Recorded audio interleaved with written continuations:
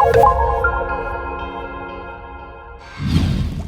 up, y'all? It's your girl Marissa Christine, and I'm back with another video. No, see, I don't like that intro. We gotta think of something. I gotta think of something. We gotta think of something. So if you have something to help me get my intro together, because we need it to be fire, we need it to hit every time. So if you got something, just let me know. You know, put it in the comment box below. And speaking of the comment box below, it is also a notification box, and it's a subscribe button that you should click right below this video.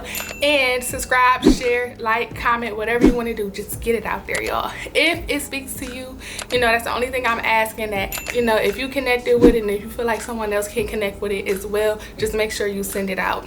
All right, so yeah, y'all, just do that. Okay, so the first thing I wanted to talk about today, actually, oh, y'all, I forgot to tell y'all, today is Talk to Me Tuesday. No. Today is Talk About It Tuesday. So every Tuesday I'm gonna do a Talk About It Tuesday, because I just feel like, let's talk about it. You know, what is that we need to talk about? Like, let's heal, let's get rid of this trauma, baby. Let's do what we need to do to go from glory to glory, okay? Because we need to heal as a generation, as individuals, and as generational curse breakers, baby. We gotta heal. All right, y'all, so your girl is always so nervous when I do these videos. I'm gonna be serious. All right, y'all, so today we're gonna talk about rejection. I had to pull out my phone because your girl be forgetting stuff. So I got my notes, and these are just certain things that I see when you come across rejection, right? First, we need to start off with that rejection is a fruit. It's not a root, okay? The root may sprout from self-esteem, right? But then the fruit that comes from that can be rejection. So it's not always the disease, it's just a symptom. So I had to say that. I had to let y'all know that real quick. All right, y'all, for real. So that was a side note, but again, that was a good note. So let's get into it. All right, so rejection, the first thing I have down, you guys, is you ignore red flags when you have experienced rejection and have not dealt with it. So it's been numerous of times in my life where I have ignored red flags because I wanted to be accepted. I wanted to be validated by that person. I ignored signs, like, they just flew right past me, and I know it was there, but a red flag turned into a green flag because the green flag illuminated my trauma. It made me want to say, okay, well, I could be accepted in this area if, you know, I just ignored a red flag. And I know that person wasn't good for me, or I know people wasn't good for me, but I still would ignore the red flags. So rejection, y'all, that's just one note in itself. It's going to allow you to ignore red flags. I have so many decisions that I made so many decisions based off ignoring red flags. And if I knew who I was in that moment, if I knew that I was validated and God validated me, my decisions would have been completely different. But let me tell you about lessons. You know, we ain't taking no losses this year. We only taking lessons, and it's not a loss if you learn from it. And then on top of that, when you come out with a lesson, baby, you be purified as gold. Okay, so just know that. So it's nothing wrong with learning lessons, okay? Just learn them. Don't take it as a loss. You learning. Number 2 on my list with rejection and how it can affect you and how it can just bleed and cut on other people, baby, is you don't have no courage. It's certain things where I wanted to stand up for it, but I couldn't stand up for it, because if I stood up for it, then I feel like, oh, if I stand up and take a stand, that person is rejecting me. Oh, if I say something, they may talk about me. They may whisper about me. Like, they may say something and may not accept me. So now I cannot stand up for what I know is right. So it allows you to put yourself in a box. It allows you to, you know, when you start getting rejected more and more, you can either close in, walk in the corner, and once you do that, you start isolating yourself, and y'all, it's just a lot. It's a lot, okay? Your girl is experiencing it, has experience in it, but I'm healing from it. So I'm trying to give you the tea. I'm trying to give you the ways to get out of this, because don't stay in it. It's not healthy at all for you. And so with that being said, sorry y'all, I'm just looking. So yeah, no courage. You have no courage at all. Can't stand up for nothing because you scared. No courage. So we gonna remove all this, okay? So when you experience rejection, you start to overreact, right? And when you have not dealt with rejection, mind you, all these things that I'm listing on this list is things that when you have not dealt and healed from rejection, and these are what symptoms look like. So The next one is overreact. And so you overreact over everything. Can't nobody tell you anything. Your emotions is all over the place. And once someone tell you something, you just start going crazy and you think it's something more than what it is because you have experienced rejection so much. So somebody could just be like, oh, Marissa, you look nice today. Oh, today? I look nice today? So any other day I ain't look nice? So now in my head I'm like, oh, I'm ugly. You see what I mean? It's like a rabbit hole. Or like, oh, Marissa, you look pretty today. So I'm not pretty no other day. So you're trying to say I'm not, you know what I mean? So it's so easy for me to go into that comment and for me to digest it and strip it down and break it down and to get to the macro molecule or whatever y'all it's called, you know the little small little atom of it, y'all. I'm in biology, so you gonna get biology right now because I need to study for exam. So I'm like, let me kill two birds in one stone, okay, and use my analogies in my my blog, okay? My Talk to Me Tuesday, Talk About It Tuesday, because your girl needs to pass. So if y'all got some biology tips, help me out because I'm on Quizlet and everything, y'all. Side note. But yeah, and that was a good note too. Okay, y'all, so anyways, basically you start overreacting. And so when you overreact, it's so easy. Like, the devil is very subtle, okay? And he could just walk in. Like, y'all, even today, I knew I was supposed to record this video. I got up, I was reading, I was praying, right? I did my, like, the time I'm supposed to get up. And so doing that, I had an irritation all day. I'm like, what? I finally did what I was supposed to do. I finally got up in the morning. I finally, just felt good. Went back to sleep, woke up, just everything just started falling apart. And I got a ticket today. I'm just like, I just started crying. So I'm like, oh my gosh, I'm just trying to do right. And when you do right, it's always opposition. So know that, okay? Know that you're gonna suffer. But you have God, you have Jesus, okay? I just had to say that. You got Jesus, so you're not really suffering. But you just may suffer momentarily, that's just what it is. Y'all, I'm always annoying, okay? But anyways, y'all, basically, you overreact. And then, once you start overreacting, which is getting to my next point, when you overreact because you have not dealt with rejection, you're going to start to becoming defensive. Can't nobody tell you nothing. Once you become defensive, can't nobody tell you anything. And you cannot work on yourself because you cannot look at yourself. Because once you become defensive, you're looking at the person who is on the other side, which is the offense, And then once you do that, you're only looking at their team. So you're not looking at your mistakes no more. You only looking at how you can get past them. You know what I mean? You trying to look at their flaws and look at them. You're not trying to look at yourself. And so with that being said, when you become defensive, you can't work on yourself. You can't see what needs to be seen because you are blinded by trauma. You are blinded by hurt. You are blinded by rejection. And when you are blinded by those certain things, it's no type of way that you could work on yourself until you get on your knees and start praying and crying out and removing that veil, removing that, like removing all that and really going to God and just saying, okay, what is it that I need to do to work on myself? Because you have to be honest. Like, I needed to be honest to a place where Khalil was like, sis, you get offended all the time, like all the time. And I'm just like, no, I don't. And he's just like, oh, I can't tell you anything. And so when that started happening, people start walking on eggshells with you. They can't tell you anything. They feel like they got to tiptoe around you. They can't start being honest with you. And if they being honest, and it's like just like sugarcoat and stuff. You don't want people to sugarcoat with you. You want people to be honest with you. And the only way people can be honest with you is if you start being honest with yourself and saying that, okay, like, I mean, some people it's just not honest, but I'm saying that when you're honest with yourself and just say, okay, you know what? I am very defensive. I cannot take anything that you say to me because every time that somebody say something to you, it's a reflection of really how you feel about yourself. So it's really putting up the mirror with you, which is really why you should read the Bible, because when you read the Bible, it's really supposed to be a mirror and a reflection and really supposed to strip down. So when people tell you about yourself and when people even say something to you, it could be something the smallest thing and it's not even to hurt your feelings, but because you haven't dealt with your feelings, which is with the point before what I was saying, you start overreacting, you can't take compliments. It's just a lot going on.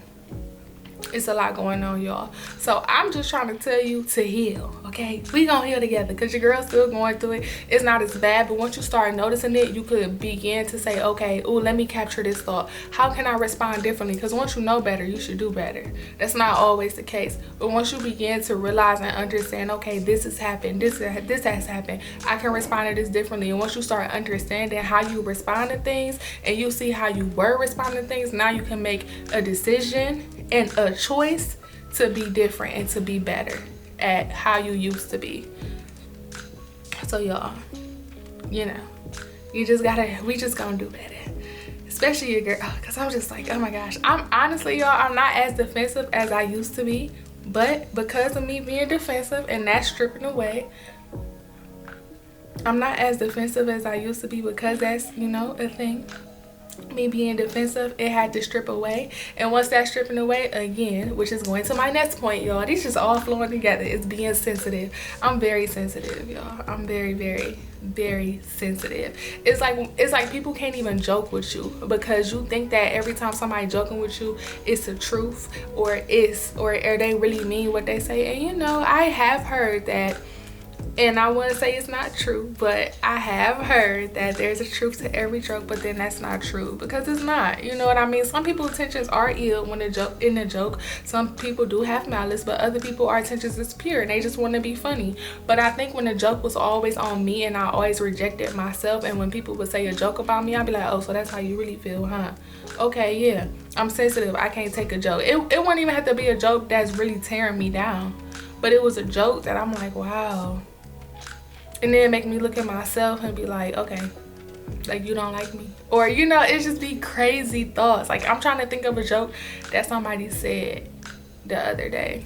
But anyways, y'all, I was trying to think of a joke, but I can't think of a joke, so I'm not even gonna go there, y'all, because I can't think of no joke, and I ain't about to be over here like, what is the joke? So yeah, no. Okay, and ooh, this is another quote. I mean, this is another one. Another one is, you cannot be alone. There has been numerous of times where I have been rejected, y'all, and this is an example from me being in high school to recently. I was in relationship to relationship to relationship to relationship to relationship. I can never be alone, because if I'm being alone, then I got to deal with myself. If I'm being alone, then it's a constant memory. It's a constant thought of me being alone, that no one likes me, that nobody wants to be with me. So I always had to be with a guy every single time. I just needed to. And so now I'm in the process of being alone, and it's the hardest thing I ever done, y'all, because I always been in a relationship.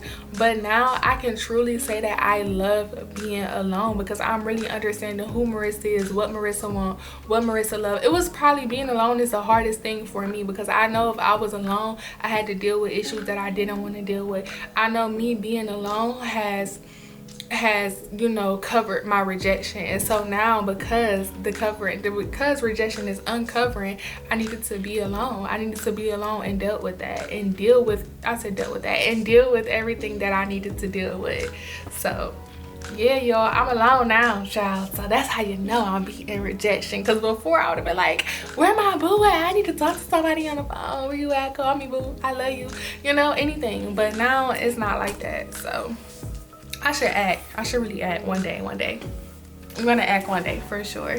Another symptom that I have is putting people on pedestals. So I have always put people on pedestals because I absolutely thought nothing of myself. So if the girl was pretty, if the girl was smarter, if the girl was, and these are my friends, if the girl was pretty, if she was smarter, if she was popular, they would be on pedestals, because I seen how so many people accepted them. So it always made me reject myself. So I would go to them for advice. I would go to them for any and everything. I would tell them all my business, because I'm like, oh, if you accept me and popular people accept you and you're pretty, so you know everyone else accept you, then you would accept me and it would help me accept myself. No, that's not true at all, baby. You start losing yourself. I lost myself, and honestly, I lost a lot of friendships because I put so many people on pedestals. I have allowed people to dictate how they feel to how I feel about myself. Like, they feelings dictate how I feel about myself.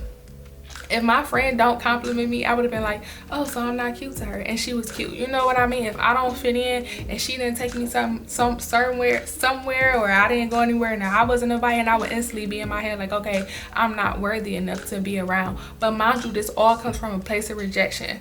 And so if you don't know, I have been rejected constantly in my life. I have experienced a lot of rejection, and I never knew how to deal with it.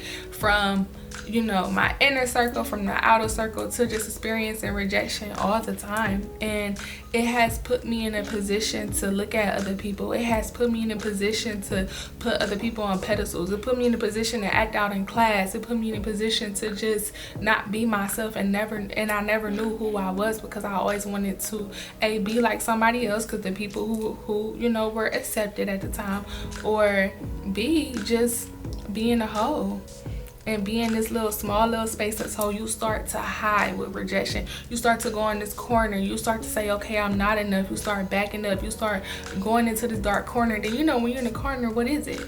It's isolation. It's no freedom.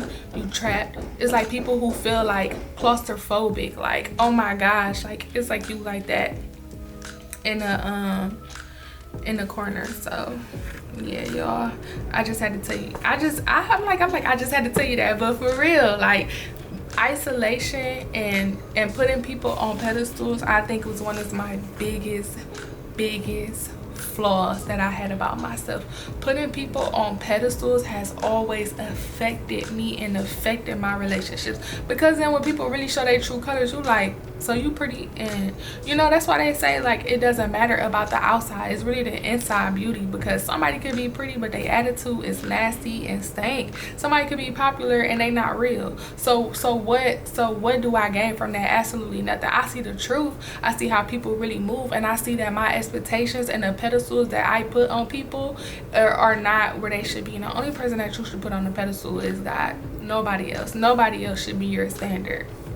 So let's just get that out the way. Rejection has affected me in a lot of ways, but the most way it has affected me, like I said, I made a lot of decisions based off of rejection. And so just being in a relationship and experience that and being rejected from that, you know how girls be healing. They just, girls heals, guy heals, everybody heals completely different. But the way I healed was I went to go be a bartender, because I was told in a previous relationship that I'm not pretty, that I'm not this, that I'm not that, all this other stuff, and I was being compared constantly. And so when I was being compared, I'm like, oh, I'm about to go be a bartender. You know why? Because if I'm a bartender, I gotta dress up every day. My hair gotta be done every day. Guys is gonna be in my face. They're gonna be complimenting me every day. And guess what? They did. They complimented me every day. I love going to work. I love going to work because the rejection was I was getting validated every day. Not one person in there. If I work 3 days out the week, I was told I was pretty 3 days out the week. But it don't mean nothing if you don't believe it. It doesn't mean anything if you don't believe what you need to believe about yourself, because that person who validates you, the same person to bring you down, and you put all your trust and hope in a person, can be the same person who brings you down. So absolutely not. Absolutely not. And I have done that multiple times, just all the time. And it's crazy. It's so crazy how I did that, y'all. It's just crazy. But with being a bartender, I learned a lot. I learned that the job is not for me, number one. Number two, I learned that I just put myself in a position to feed my ego. And so then I started being obsessed with how people think about me, and I couldn't understand why I don't care, why I'm so obsessed with people thinking about me. It's like, girl, because you expecting it every day.